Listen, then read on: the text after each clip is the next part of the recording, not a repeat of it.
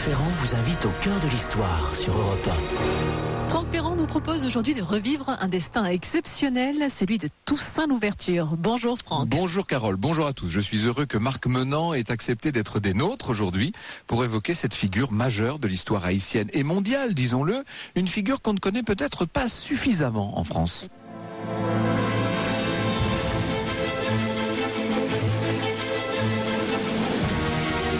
Au cœur de l'histoire sur Europe 1.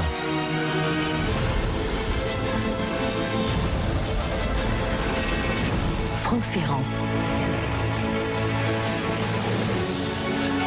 Août 1802, un fourgon avance au rythme des chevaux sur une route jurassienne. Imaginez cette route déjà bordée de sapins à l'intérieur. Un général d'une soixantaine d'années, et c'est un général noir. Il est d'apparence un petit peu frêle, il est assez petit. Son visage n'est pas très gracieux, disons-le, mais il a en revanche ce genre de regard qui en impose. Son nom donc, Toussaint Louverture. Pour lui, c'est un long voyage qui s'achève. Seulement quelques mois auparavant, il était un homme redouté. Il était le maître de Saint-Domingue, une île des Grandes Antilles. Il était prêt à défier Bonaparte en personne. À présent, c'est un homme vaincu, à la merci de ses gardiens. Bientôt son convoi s'approche d'un fort austère, accroché à la roche. C'est là, au château de Joux, à quelques kilomètres de Pontarlier, qu'il va devoir affronter l'humiliation de la captivité, de la détention. Maintenant, que faire ? Sinon espérer un procès, une occasion de se justifier. Tout serait préférable à cet ensevelissement si loin de chez lui.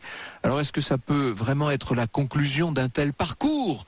Un sort pareil, ça paraît peu probable, un parcours quand même qui porte sa part d'ambiguïté, de mystère, mais qui n'en est pas moins un parcours exceptionnel et sur lequel j'ai hâte d'entendre s'exprimer Marc Menant, car vous verrez que sur la question, il a des avis qui ne sont pas les avis les plus répandus.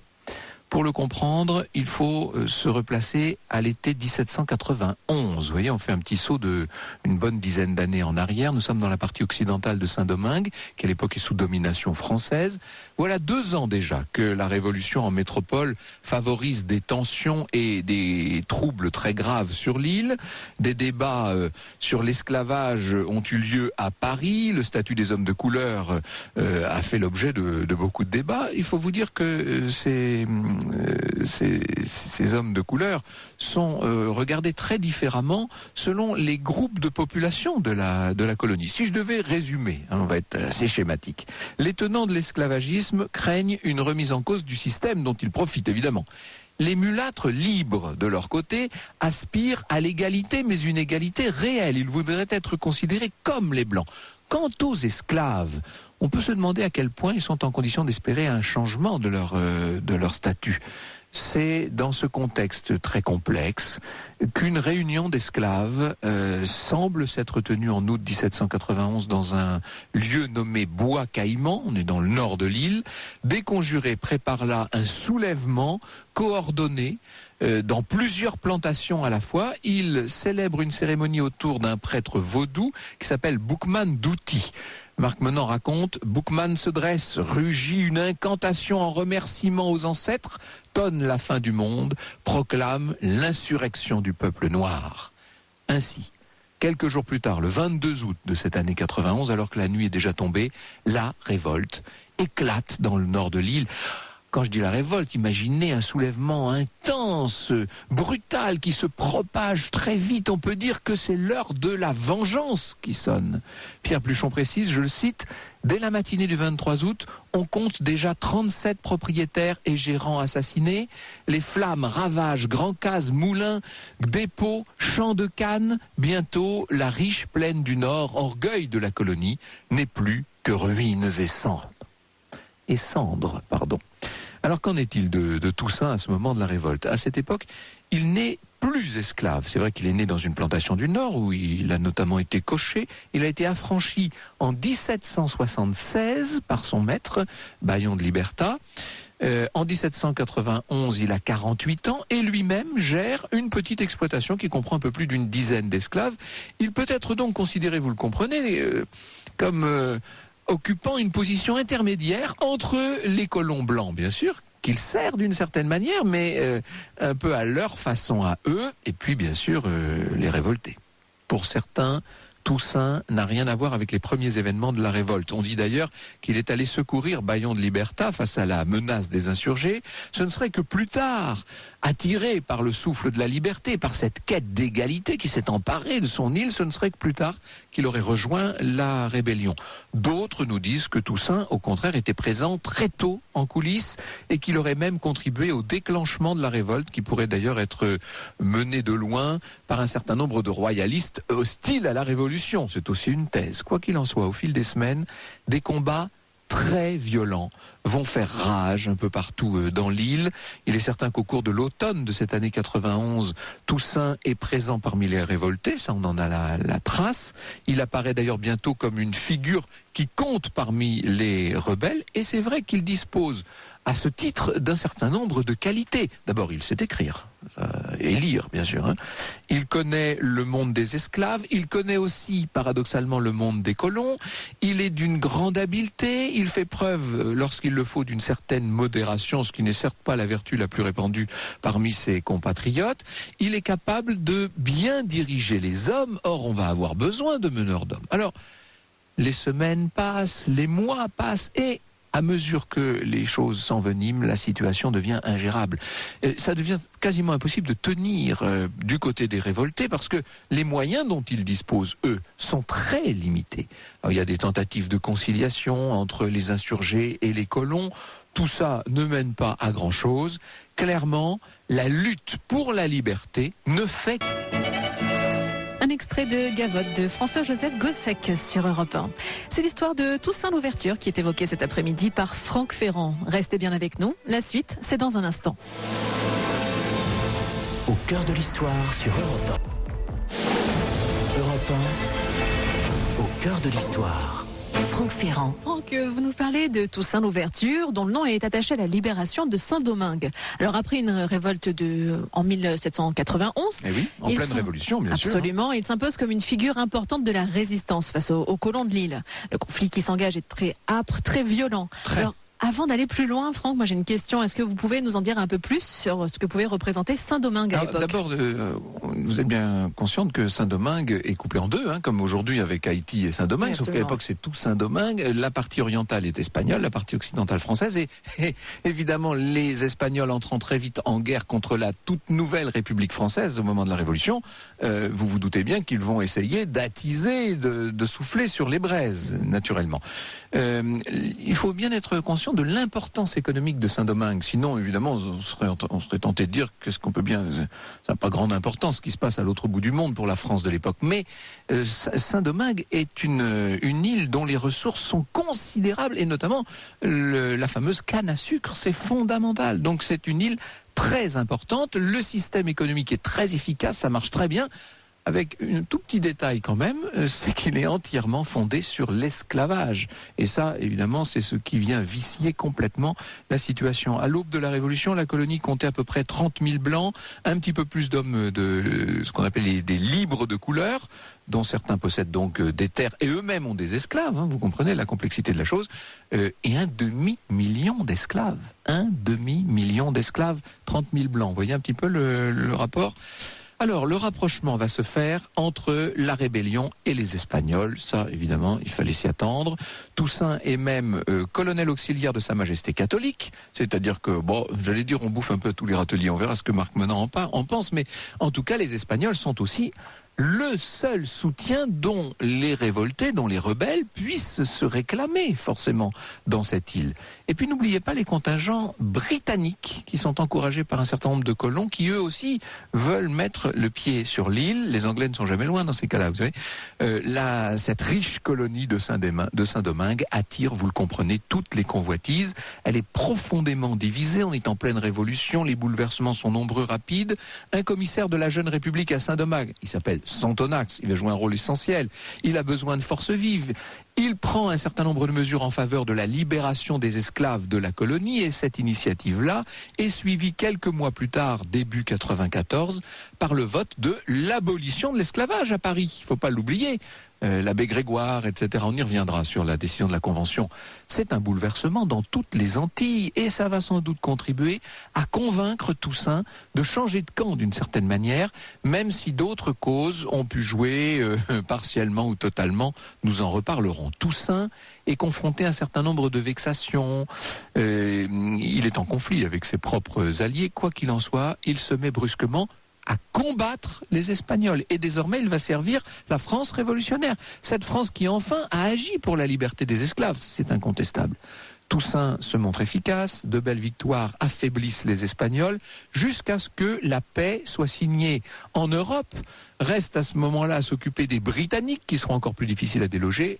En tout cas, Toussaint apparaît comme un combattant doué, capable même de susciter une véritable ferveur autour de lui. Il a aussi de bons auxiliaires, il faut le dire, notamment Dessalines, un nom qu'il faut retenir. Toussaint est récompensé pour son action puisqu'il est nommé en 95 général de brigade. Vous imaginez, pour lui, tout ça a été complètement inespéré et ce n'est une ascension qui ne fait que commencer. En 1796, le gouverneur de Saint-Domingue, Lavaux, est retenu prisonnier à la suite de toute une histoire, tout un complot. Toussaint réagit, il réagit vite et bien. Il va se porter au secours de Lavaux avec 2 bataillons. Pour remercier Toussaint, raconte Jacques de Caunas, son protecteur le nomme lieutenant au gouvernement général de Saint-Domingue en moins de 2 ans. L'ancien transfuge du camp royaliste dont le ralliement pouvait sembler douteux est devenu le second personnage de la colonie et l'homme de confiance du représentant de la République française. Cette montée en puissance, vous voyez qu'il il a plutôt tendance à prendre les marches 4 à 4, Toussaint Louverture. Cette montée semble faire ressortir un côté un peu plus discutable du personnage, c'est incontestable. Il parvient, dans des circonstances qui parfois sont troubles et avec une adresse assez redoutable, il parvient à mettre sur la touche un à un tous ceux qui le gênent. Je vous donne un exemple parmi d'autres. Quand un nouvel envoyé de la métropole s'appelle Hédouville arrive sur l'île en 1798, c'est un bras de fer, évidemment, avec Toussaint. Il ne faut que quelques mois à ce dernier et à ses alliés pour forcer Hédouville au départ, simplement par intimidation. Et au fil du temps, il paraît clair que Toussaint s'affranchit progressivement de la tutelle française. D'ailleurs, il n'hésite pas à lancer des négociations directes avec les puissances étrangères. On a envie de dire, oh là là, mais pour qui se prend-il? Avec les États-Unis, qui sont tout proches, bien entendu, avec le Royaume-Uni et pour cause, puisque les Anglais sont là tout le temps et menaçants. Leur appui est utile à Toussaint, en l'occurrence, quand éclate un conflit contre le général Rigaud, qui est un mulâtre et qui est un de ses opposants. Le conflit va dégénérer dans une espèce de guerre civile. Alors, j'allais dire une guerre civile meurtrière, mais il faut vous dire une chose, c'est que dans l'histoire haïtienne, c'est horrible, hein, mais je ris en le disant, mais toutes ces guerres sont toujours incroyablement sanglantes, d'une dureté invraisemblable, avec toujours les affrontements raciaux à la base de tout ça. Finalement, sans entrer dans le détail des événements, il n'y aura bientôt, et c'est Victor Schœlcher qui le relève, il n'y aura bientôt plus d'autre autorité à Saint-Domingue que celle de Toussaint. Au loin, un homme a lui aussi connu une ascension vertigineuse. Alors lui n'a pas monté les marches, j'allais dire 6 à 6, lui, si tant est que ce soit possible. Il va bientôt remettre en cause l'autorité locale de Toussaint. Vous avez bien compris que l'homme dont je parle, c'est Napoléon Bonaparte. Au cœur de l'histoire sur Europe 1. Europe 1 au cœur de l'histoire. Franck Ferrand. Et c'est l'histoire de l'ascension de Toussaint Louverture que vous évoquez cet après-midi, Franck. Enfin, son ascension pour le moment. Oui, pour le moment, hein, parce qu'on va voir que tout ça a une fin, forcément. Toussaint Louverture a, vous l'avez bien compris, petit à petit, fait main basse. Il a mis l'île sous son contrôle, ce qui ne veut pas dire que tous les troubles soient éteints, loin de là, mais la persévérance de cet homme, son habileté, aussi, il faut le dire, parfois sa duplicité, lui ont permis de faire merveille. Il songe à franchir un pas un peu dangereux, puisqu'il voudrait mettre au point, de manière unilatérale, une constitution. Vous imaginez qu'à Paris, on a envie de dire « et puis quoi encore ?» Le texte confie à Toussaint le pouvoir à vie, Ça fait un peu penser à quelqu'un d'autre qui est en métropole à la même époque. Il va pouvoir choisir lui-même son successeur avec une forme de gestion qui n'est pas loin d'être dictatoriale, il faut le dire. Les conditions des travailleurs agricoles restent, entre parenthèses, très encadrées, très contraignantes. Et la Constitution exprime, ne serait-ce que par son existence, une forme d'autonomie évidente à l'égard de la France. C'est Victor Schœlcher qui commentera. Monté à cette élévation, il eut le vertige. Il fléchit sous le poids de son étonnante fortune. Sa force d'âme ne fut pas à la hauteur de son génie. Il rêva de se soustraire à la domination de la mère patrie. Il se crut assez fort pour braver les dangers d'une entreprise aussi extraordinairement hardie. À la même époque, le consul Bonaparte s'est installé donc à Paris. Difficile de savoir à quel point Toussaint pense pouvoir faire entériner sa constitution par Paris. C'est quand même ça paraît quand même un peu audacieux a priori. En tout cas, il semble assez évident qu'un nouveau bras de fer va avoir lieu, cette fois entre Toussaint Louverture et Napoléon Bonaparte, qui, agacé par les initiatives de ce dictateur qui pour lui doit paraître bien exotique et bien petit, et agacé et de plus en plus inquiet, disons-le, a l'intention de reprendre le contrôle de Saint-Domingue. Et c'est la raison, peut-être, l'une des raisons qui vont l'amener à remettre en vigueur l'esclavage. Vous savez qu'aujourd'hui, c'est un des grands reproches que les ennemis de Bonaparte formulent à son encontre, c'est d'avoir restauré un esclavage qui avait théoriquement et sur le papier, été aboli par la Convention en 94. Bref, une vaste expédition est préparée, mise sur pied, envoyée au-delà de l'Atlantique, avec le général Leclerc à la tête des troupes.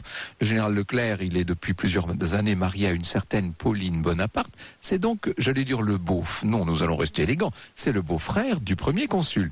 L'expédition en question comprend des dizaines de bateaux, 30 000 hommes, et elle arrive en vue des côtes de Saint-Domingue au mois de janvier 1802.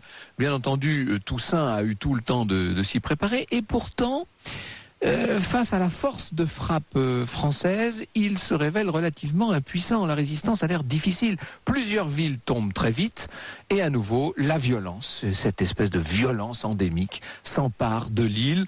Toussaint doit se replier à l'intérieur des terres.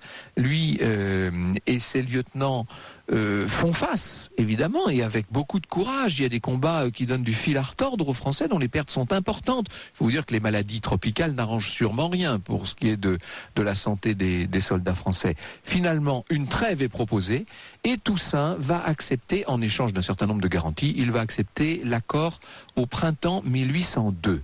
Jacques de Caunes raconte, Toussaint, escorté de sa superbe garde d'honneur de 400 guides, fait une entrée solennelle au Cap dans la liesse générale, avant de se retirer quelques jours plus tard à Hennery, l'une de ses plantations, entouré de quelques fidèles. Il ne faudra pas plus d'un mois pour qu'on le soupçonne, à la suite de dénonciations de Dessalines entre autres, d'entretenir en sous-main la résistance des derniers insoumis. Son courrier est surveillé, des lettres aux termes ambigus sont saisies. Bref, sa déportation est décidée. On lui a tendu un piège, soi-disant pour lui demander quelque avis. Toussaint se voit proposer un dîner le 7 juin. Seulement pendant le repas, les domestiques qui s'affairent autour de la table se révèlent en fait être des policiers, des hommes chargés de l'arrêter. Et là, c'est la chute. Il ne tarde pas à être mis sous bonne garde. On l'envoie, il est sur un bateau, on l'envoie en France. Et au moment de quitter sa terre natale, il lance: en me renversant, on n'a abattu à Saint-Domingue que le tronc de l'arbre de la liberté des Noirs. Il repoussera par les racines parce qu'elles sont profondes et nombreuses. Le voyage, la traversée est éprouvante. Toussaint est enfermé ensuite au château de Joux, donc dans le cœur du massif du Jura, où nous irons tout à l'heure sur ces traces. Il dictera des mémoires où il réclame d'être entendu par Bonaparte. Madison Smart Bell raconte, je cite, « Bonaparte semble avoir eu très exactement l'intention d'enterrer Toussaint Louverture vivant. Il n'avait jamais été question de lui offrir la tribune d'un procès militaire. Il restera donc dans son donjon, dans l'enceinte la plus reculée, tandis que passaient les mois d'hiver, une série de petites humiliations toutes ordonnées depuis Paris le poussèrent vers l'anonymat. On lui retira sa montre et ses derniers courriers. À son uniforme de général, on substitua un habit de paysan français. » Comment s'étonner que cet homme qui a vécu tant de vexations et dont la faiblesse constitutive se trouve doublée maintenant d'une véritable faiblesse morale, soit vaincu par une maladie pulmonaire. On le retrouvera mort sur une chaise près de sa cheminée au matin du 7 avril 1803. Et quelques mois plus tard, l'ancienne colonie de Saint-Domingue, qui bientôt deviendra donc Haïti, cette ancienne colonie proclamera son indépendance. Bonjour Marc Menant, vous êtes l'auteur d'un petit roman d'Haïti qui a beaucoup fait parler aux éditions du Rocher, et avec vous nous allons revenir évidemment sur le destin hors norme de Toussaint Louverture. Au cœur de l'histoire sur Europe 1. Europe 1 au cœur de l'histoire. Franck Ferrand. Franck, vous nous faites revivre cet après-midi le parcours incroyable de Toussaint Louverture avec votre invité Marc Menant, auteur du petit roman de Haïti aux éditions du Rocher. Oui, je me suis permis d'être gentiment ironique, Marc, parce que vous avez de Toussaint Louverture une vision qui est nettement plus nuancée que celle qu'on peut lire dans la plupart des manuels scolaires. Était-il, selon vous, un grand homme ou un vil opportuniste ? Vil opportuniste, je n'utiliserai pas l'adjectif. Opportuniste, oui, c'est une évidence. C'est-à-dire qu'il faut savoir déjà que les conditions étaient épouvantables pour ce peuple d'ébène, pour ces individus qui étaient rabaissés au rang de machines. Ils n'avaient aucune dignité, droit à rien. Et lorsque l'on exécutait mal son travail, on était fouetté au sang jusqu'à la mort. L'homme n'avait aucune valeur en tant que tel, ce qui fait que très tôt... c'est le système terrible de l'esclavage. Voilà, de l'esclavage. Mais ce qui va pousser Colbert à faire son fameux code noir qui nous paraît d'une violence inouïe, mais qui en fait était plutôt une manière de limiter les dégâts. Voilà, de faire en sorte que l'abomination ne dépasse pas un certain degré. Voilà. Bon. Mais à partir de là, très tôt, on a des nègres marrons, c'est-à-dire des gens qui s'enfuient dans les montagnes. Quand on va à Haïti aujourd'hui, on comprend bien. Et à l'époque, Haïti était encore beaucoup plus luxuriante. Il y a la possibilité de créer des micro-sociétés qui sont des poches de résistance. Et le premier personnage qui va se dresser contre les colons, c'est en 1737. On l'appelle Macandal. En 37, donc ça c'est très tôt. Hein. Mais oui, complètement. On est 60 ans avant les événements dont nous venons de parler. Complètement, et c'est Macandal. Et aujourd'hui encore, quand vous allez en Haïti, que vous rencontrez des prêtres vaudous, on vous parle de Macandal, parce que il y a la malédiction Macandal. C'est un sac dans lequel on a des os de cimetière et autres éléments, qui ont été d'ailleurs utilisés après c'est par pour Clémentine Portier-Kaltenbach, elle va être ravie.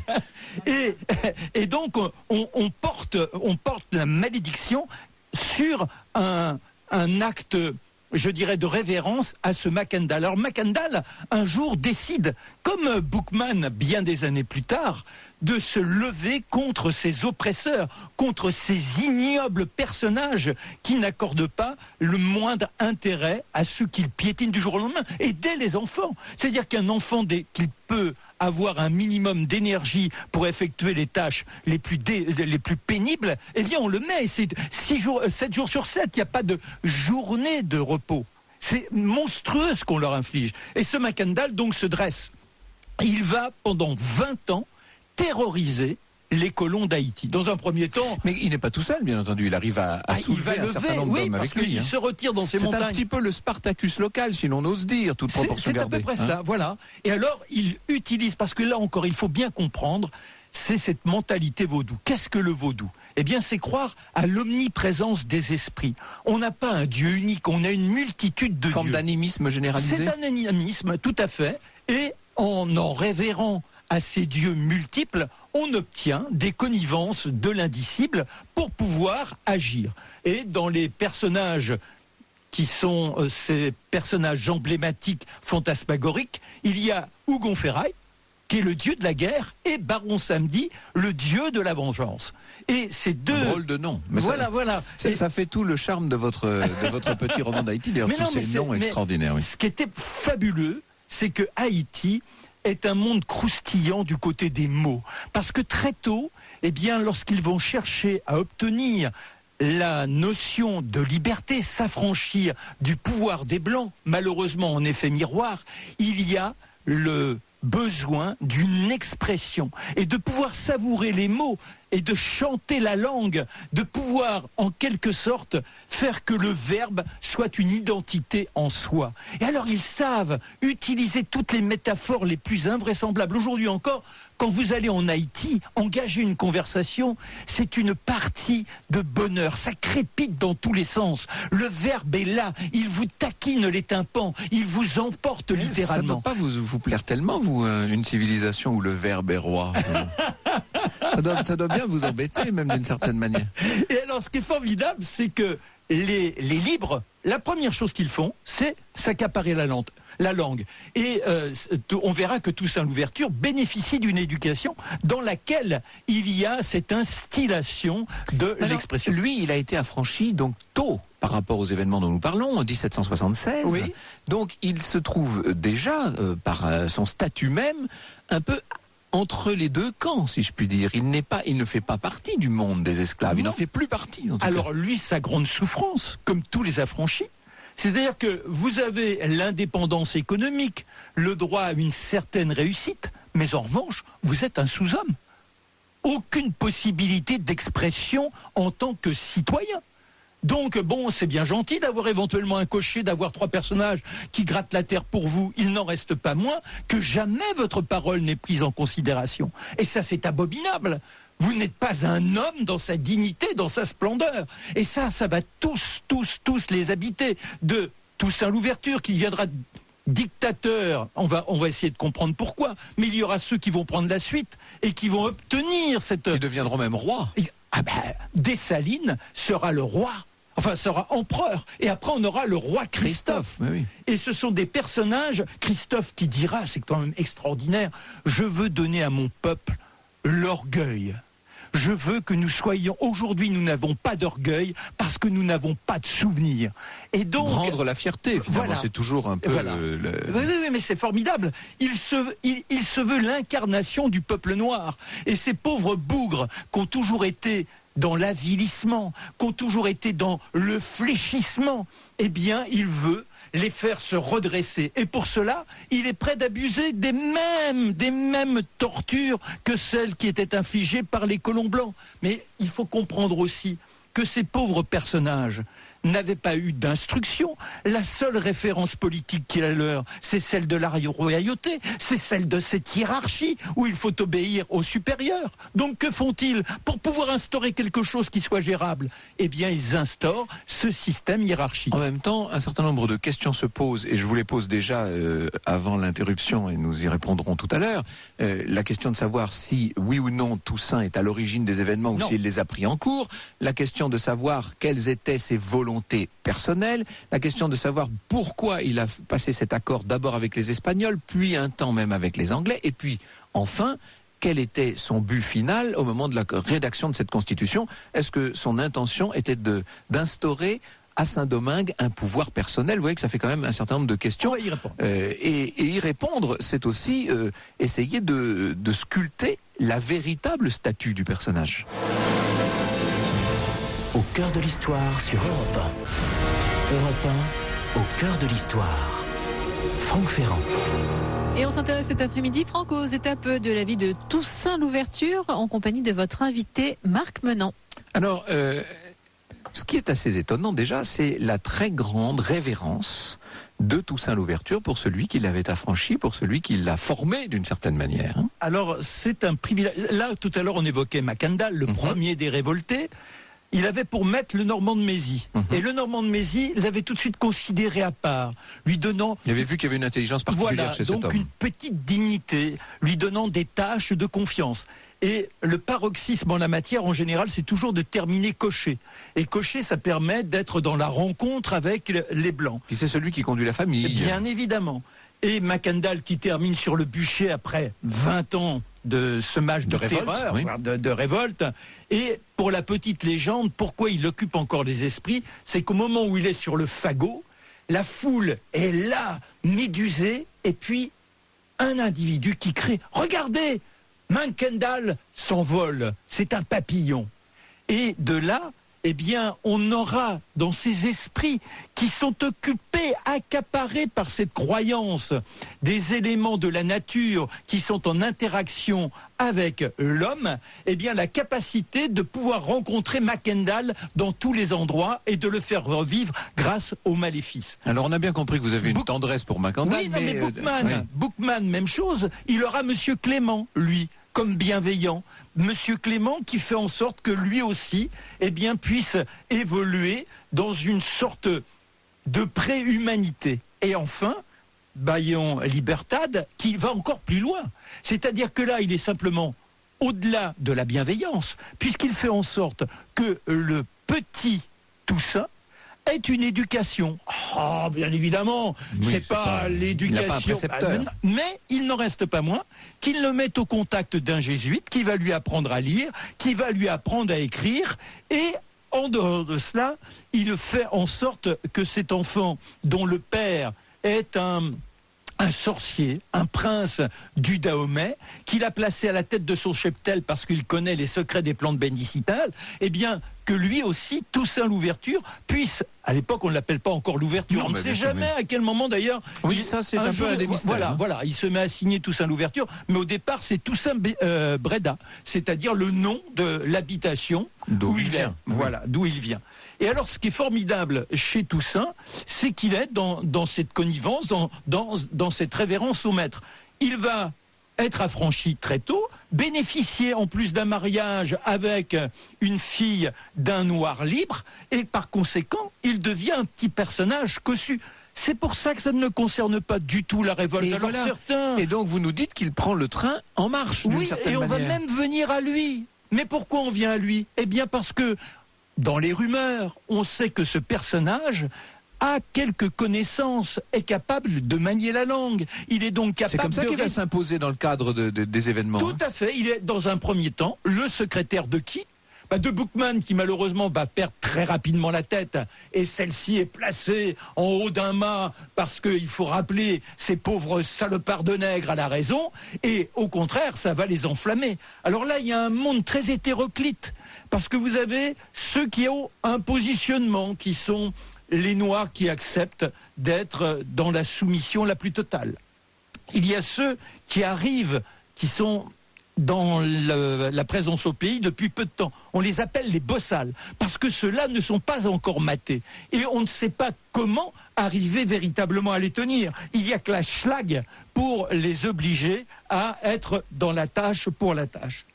Et donc, Biassou, Bookman, Jeannot, Jean-François n'ont pas la capacité d'entrer dans les décrets, dans les lectures, etc., en négociation avec les autorités. Et c'est là que Toussaint Louverture va jouer un grand rôle. Le fait qu'il soit lettré change tout, par définition. C'est ce qui lui ouvre les portes. Est-ce que pour autant c'est un chef de guerre, un vrai stratège ? On n'est pas stratège quand on est... Non, pas du tout. Quand on est dans des conditions comme celle-là, on est simplement celui qui va tenter de canaliser les individus. Mais ce qu'il faut, là encore, restons sur ce peuple épars, avec les bossales. Ils ont leur propre maître. Et ces maîtres-là, ce sont ceux qui sont en liaison avec les esprits, toujours cette religion vaudou. Et eux, ils sont prêts à tous les excès. Ils sont prêts à mourir puisqu'ils ne craignent pas la mort. Pourquoi ils ne craignent pas la mort ? Parce qu'on devient esprit.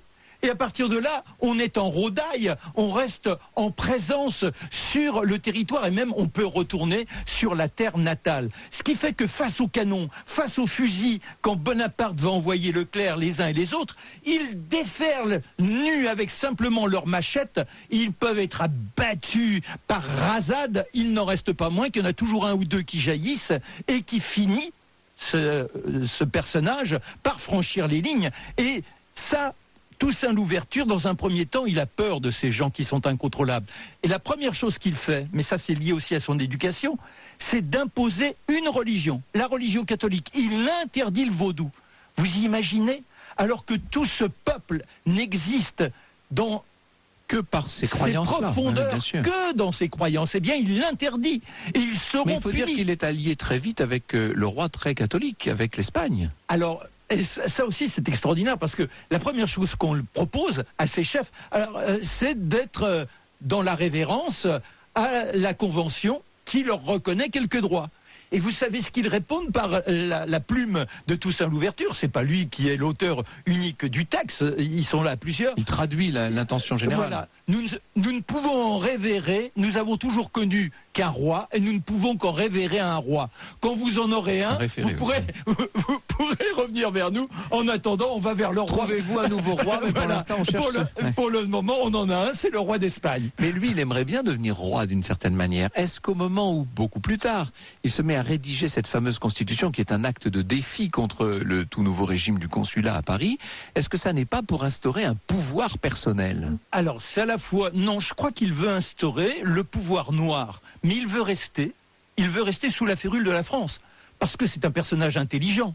Il a compris une chose, il sait que toutes les nations autour, l'Angleterre, l'Espagne, les États-Unis naissantes, ce sont des pays qui ne souhaitent qu'une chose, c'est l'écrasement de la révolte. Parce que si un peuple noir peut connaître la liberté, bien évidemment, le colonialisme dans son ensemble risque de s'effondrer. Et là, on ne peut pas imaginer une seule seconde que ces États accordent la dignité que les révolutionnaires français, dans leur fantaisie, dans leur utopie, ont osé accorder à ce peuple noir. Donc je pense qu'il est, à ce moment-là, l'homme de la situation. Il se proclame gouverneur parce qu'il lui faut une autorité. Il n'a pas le choix. Il essaie toujours de regrouper ces différents mouvements, ces agitations, et de telle sorte qu'il lui faut aussi, pour pouvoir régner, avoir quoi ? Eh bien, avoir le théâtre du gouvernement. Et les premiers qui lui ont donné cette impulsion, ce sont les chefs initiaux de la révolte. Boukman, Biassou, Jean-François, la première chose, le premier geste qui est le leur, c'est de se travestir avec un uniforme pour montrer qu'ils sont dans la dignité du blanc et donc respectables. Il faut bien qu'ils arrivent à traduire cette nouvelle dignité si chèrement conquise. Au cœur de l'histoire sur Europe 1. Europe 1 au cœur de l'histoire. Franck Ferrand. Cet après-midi, c'est Toussaint Louverture qui est à l'honneur. Et pour en parler, Franck, vous êtes accompagné par Marc Menant et par la journaliste à Femme Actuelle Jeux, Clémentine Portier-Kaltenbach, qui vient de nous rejoindre. Oui, bonjour Clémentine. Merci d'être avec nous ce jeudi. Vous avez suivi toute cette histoire, évidemment, et ça m'a fait rire parce que lorsqu'il a été question du piège tendu à Toussaint Louverture et de sa capture, parce que je crois qu'il n'y a pas d'autre mot, vous avez dit c'est pas bien ça fait penser à Abdelkader, c'est pas bien. Ça m'a fait penser aux conditions d'arrestation d'Abdelkader, à qui on avait promis qu'il serait envoyé en terre d'islam et qui a été en captivité en France, dans une captivité très pénible, dont il a été sorti avec les honneurs. Il en est sorti, c'est la différence. Par Napoléon III, il en est sorti, et puis il a ô combien honoré la France par la suite. Oui. Mais oui, c'est vrai que ces conditions de reddition de Toussaint Louverture, je les trouve choquantes et je les prends sur mon dos comme une charge qui pèse sur les épaules de la France. On n'a pas été très élégant dans cette circonstance. Non, mais c'est la vengeance de Bonaparte, parce que Bonaparte se sent bravé par un nègre du bout du monde. Mais alors, il faut savoir aussi qu'à l'époque, les échanges, ils sont en même temps, compliqués. Regardez ce que dira Napoléon beaucoup plus tard à Sainte-Hélène, à l'époque où il en est aux épanchements et aux regrets. Il dira: j'ai commis une grande faute.